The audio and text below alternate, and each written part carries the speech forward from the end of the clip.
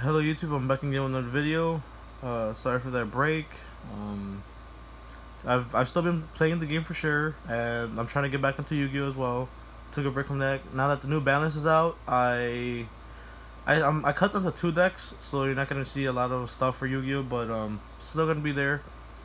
But yeah, so this video I've been meaning to put out for a while, but I've just been too lazy to like re-record, re-record, because the previous recordings I've done for this deck profile, it's been like there've been like 20 plus minutes, and I'm not trying to upload that. So let's get to it real quick. So a couple weeks ago, I went to a 1K at Locals for Dragon Ball. I got top 8. I got 7th place. My friend got 8th. So I won, what is it, like $40 because not all 30 players went. But yeah, so I round 1 I faced what did I face? Round 1 I faced Super Saiyan 3 aggro, so it was like red, red was Super Saiyan 3. Round 2 I faced Mass Saiyan, which was like green, red, black, I believe. I destroyed him. Round 3 I faced Miracell. I ended up losing. Round 4 I believe I faced Captain Ginyu, like yellow red Saiyan, something like that. And then for my final round I faced Pan. Or final round of Swiss I faced Pan. So in Swiss I won X1, only loses to Selmira, and then as soon as I got to top 8, I ended up losing to I believe, yeah, to Super Saiyan 3 Veggies. I ended up losing to that. So yeah, I mean, the deck did what it was meant to do. But upon further like play testing, or just not even play testing, just playing the deck, I feel like I do need to change some cards. I have changed the side deck since the actual tournament, so I'll tell you that when I get to there, and also I'll talk about the cards I'll switch out. So Super Saiyan 3 leader, no explanation there. Playing 4 Buu, card's good. The only one drop in the deck, so it's nice to see it. For 2 drops, 4 Kibudokai. So going into the event, because this, by the way, this is Super Saiyan 3 Majin Buu. So going into the event with the original Majin Buu deck with the Majin Buu leader, its worst matchup was like anything that was aggro with critical. So I wanted to play this just to like help defend against like Champas, or just so I don't get overwhelmed. So the drawing part isn't too crucial. It does come in clutch when when you get to draw, but most of the time you just want to bounce something back. So that's why I stuck with the Kibudokai. If you want, you could play the Piccolos, but I like this. Then I played 3 Grand Supreme Kai. So in your opening hand, you want to see the Time Kai. If you can't see him, you go for this. So that's pretty much it. Also, I played the Fat Kai still, the Fat Buu, so you could like do the Union Absorb or the Heart of Evolution. I'm playing 2 Unyielding Spirit Trunks. I cut this down. I decided to cut it down for space, and it was fine. I saw this when I needed it. If I didn't need it, I just comboed it away like usual. So this is a new addition I added to the deck, and I'm loving it. Our Lord and Savior Yajirobe. This card came in clutch, especially against all the aggro decks I faced. They were too scared to swing at me, so came in clutch. And then the last 2 I would play is of course the 4 West Supreme Kai. Although once you see the first 2, the third and fourth one are dead, but the point of it is just to see it. So that's pretty much it. Yeah. Now for the 3 drops. Play 4 South Supreme Kai. I see people play 3 of this. I don't agree with that. This is the main Kai you want to see, because worst case scenario, you could normal summon this and it still has the critical and the bounce back effect. So it's still a good card. And then I've been trying this out. I like it. It's 2 Developing Son Goku. So you can't summon it because your leader is in yellow, but you can still do the secondary effect where you take a life. So this is my Self Awakening in the deck, because I don't want to play overwhelm cards. Even though like it's pretty much the same thing, but I don't know. I might switch it out, try out Mass Saiyan, but I'll have to see. Well, but I'm liking this so far because it is a 10k combo. So yeah. Oh, and by the way, I only played 2, because I don't want it to get hit off of my my Super Saiyan 3. And now for the hardened solo deck, play 4 out of control evil Majin Buu. This card's so good. You for sure need to play 4 of this, because if you could have, if you have the option of making a second big Buu on like in a turn, it's like it's super good.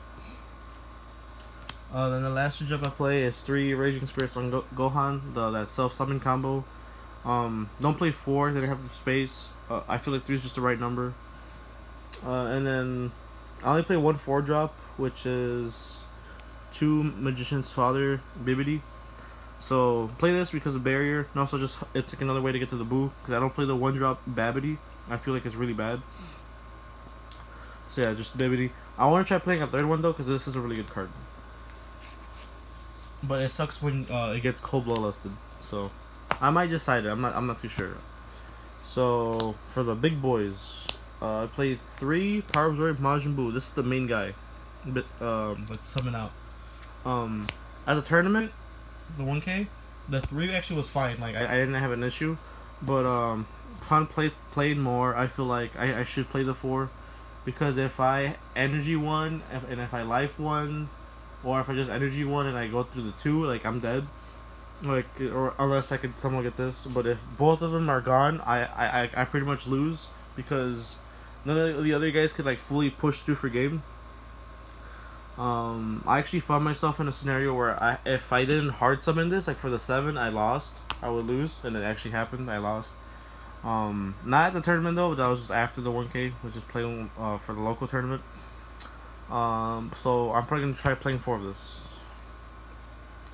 And of course, 2 Gods Over Majin Buu. You could say I played 3, but this is a better one. So for sure 4 of this, 2 of this. I honestly only summon this if I am out of this, or if I just feel like summoning it. Not gonna lie, it's honestly just here as a target, but I never go for it. And then the last monster, of course, is the big boy Majin Buu.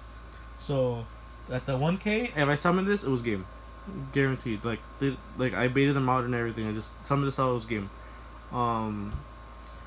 Yeah. So really good card for sure. That's it for the battle cards. Now for the extra cards. So if you noticed, if you remember from my actual Majin Buu deck, the whole deck's the same except only a few cards I changed the ratios on. And then this includes the extra cards as well. So 4 Senzu Bean, because having resending your energy is like really good.